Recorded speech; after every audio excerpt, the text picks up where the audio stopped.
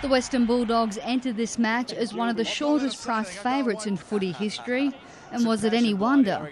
Their opponents, the Gold Coast Suns, were coming off a 119-point spanking in their debut game. On top of that, Barry Hall was past fit for the Dogs, whose defence was also boosted by the inclusion of Brian Lake and Lindsay Gilbey. Sean Higgins opened the hosts' account with a good snap. Snap at goal, and the opening goal to the Western Bulldogs. And Thomas Liberatore was following his dad's footsteps with this impressive tackle on Daniel Harris. Like his dad, he's not the player you want to get around. Callum Ward booted the Dogs' third major. They got the extra man down there. Ward didn't go onto the left, he goes back onto the right and makes sure of it. As Campbell Brown let out his frustrations on Ward. Ooh, Campbell Brown's just cleaned up Cal Ward off the ball there, and Cal Ward is not in great shape. The boys have seen it. There's a heap going off the footy here. Brown will have some explaining to do at the match review panel. And the Suns had their first free kick and subsequent goal. And it's pretty deadly accurate. It's a goal, so they're on the board in a major way.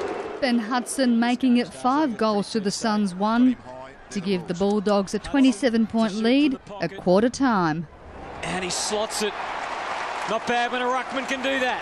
Harley Bennell nabbed the Suns second, but he was outshone by Hall, who booted 3 consecutive goals.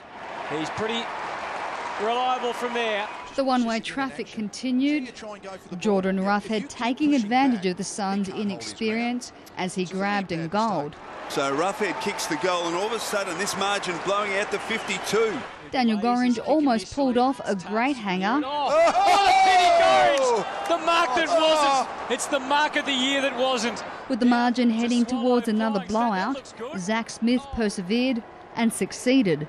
Here he is, right in front. That's a better strike.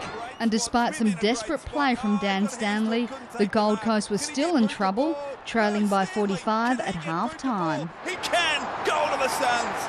Roughead continued to make his mark. And Roughead again, controlling the airwaves. As he drilled through his second.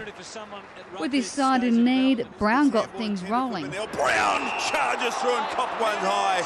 And he'll get the free kick. Advantage now, Bennell. Goal. Just forward to the centre, kicks it, loops it towards full forward. Dixon, dropped the mark off to Matera. He doesn't miss these. Hall's fourth goal had some extra significance.